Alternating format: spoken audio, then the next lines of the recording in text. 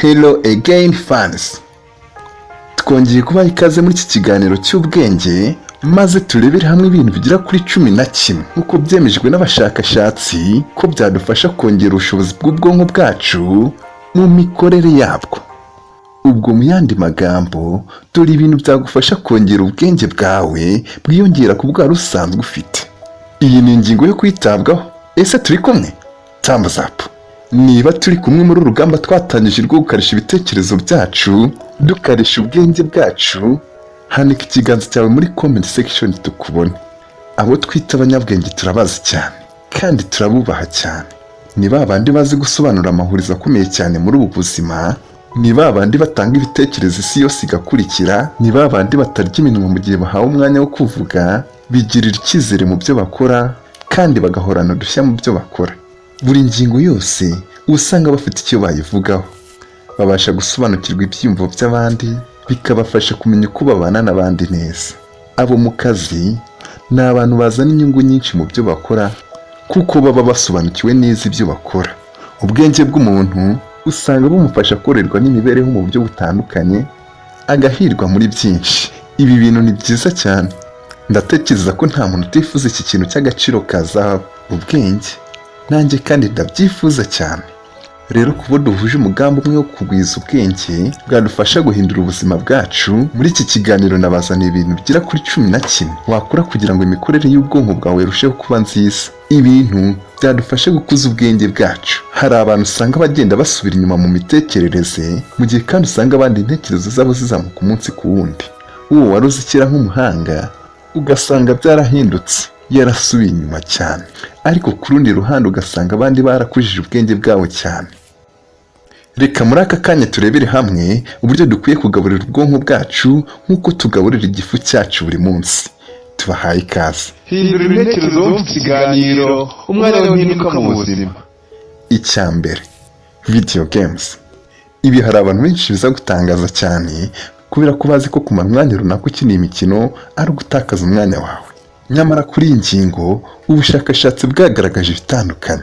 Iyi mikino kubera ko isaba gutekereza cyane kugira ngo umenye amahitamo meza ukwiye gukora kugira ngo ubashe gutsinda maze ukomeze, ibi byagaragaye ko bikangura ubwonko maze bigatuma imyakura yo mu bwonko itumanaho ku muvuduko munini. Ibi bituma kibafata nk'igipimo cy'ubwenge bw'umuntu cyangwa se IQ kizamuka, ku buryo usanga IQ umuntu yari afite mbere y'uko atangira gukina iyo mikino ndetse n'iyo usanga afite nyuma y'igihe runaka, usanga harimo itandukaniro rinini cyane. Kabiri, meditation. Ubushakashatsi bwongeye kugaragaza ko ushobora gukuza imitekerereze yawe cyangwa se ubwenge bwawe nta kintu na kimwe ukoze, ahubwo byinshi ufite mu mutwe wawe nk'ibitekerezo ubanje kubiringaniza ukabigabanya, ukajya ahantu hatuje maze ugahumeka winjiza umwuka unawusohora gake gake ubigenza utya.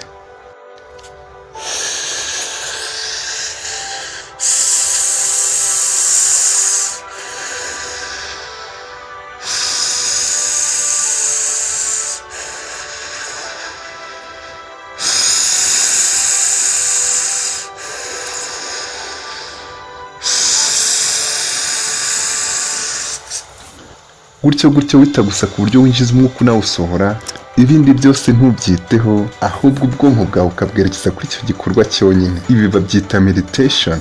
Ibi bigufasha kongera uburyo wita ku bintu ukabiha attention, bimwe bizwi nka concentration. Guhera uyu munsi ugiye ufata byibuze iminota 10 ugakora uyu mwitozo gake gake, ibintu byazahinduka. Gatatu, temberera ahantu hatuje. Gutemberera ahantu hatuje hatari urusaku rw'abantu cyangwa se imodoka nyinshi, nko mu gashamba cyangwa se ku mazi, witegereza ibintu bitandukanye biri aho nk'ibimera, ibiti, isumo ry'amazi se, umuhengeri mu mazi n'ibindi nk'ibyo. Hari ukuntu bituma ubwonko bwawe butekereza cyangwa se buvumbura ibintu bishya runaka. Ibi bishobora kuzamura IQ yawe ku buryo utatekerezaga. Kane, sohora ijwi ry'ibyo utekereza uvuga n'umunwa wawe. Aka kantu gashobora kugusetsa. Byumvikana nk'ubusazi kubona umuntu uri wenyine nta wundi bari kumwe, cyangwa se ngo wenda usanga ari kuvugana n'undi kuri telefone ariko ugasanga arimo kwivugisha. Mbere iyo nabonaga umuntu wivugisha nahitaga mufata mu ishusho itari nziza. Gusa ariko ubushakashatsi bwerekanye ko kwivugisha ibyo urimo gutekereza kuba uri kuganira n'inshuti yawe magara ya mbere ariyo wowe. Kwivugisha bituma wumva neza ibyo urimo gutekereza kuko uba uri kuganira n'icyo bita subconscious mind yawe, bikagufasha kwisobanukirwa. Ikindi biruhura ubwonko bwawe mu gihe unaniwe. Byagaragaye ko abantu bivugisha mu gihe bari bonyine, apana ariko cyagiye umuntu aba afite uburwayi bwo mu mutwe, byagaragaye ko abo bantu babasha gukemura amahuriza agoye cyane muri ubu buzima. Urugero rworoshye naguha, abantu basoma bavuga bafata mu mutwe ibyo basoma vuba kurusha ba bandi basoma bucece. Niba ufite ibintu byinshi mu mutwe bisobanye ukeneye gusobanura, koresha ubu buryo buzagufasha. Icya gatanu, nywa amazi ku kigero kinini. Ese unywa amazi angana ute ku munsi?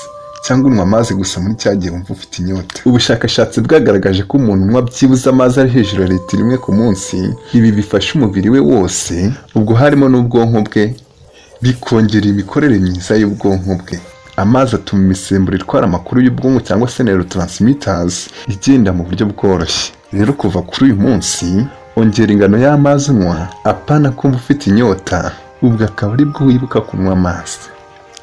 Icya gatatu, gira imitekerereze nk'iya Socrate. Socrate yari umufilozofe wo mu Bugiriki bwa kera. Uyu yahoranaga amatsiko yo kumenya utuntu twose tubaho.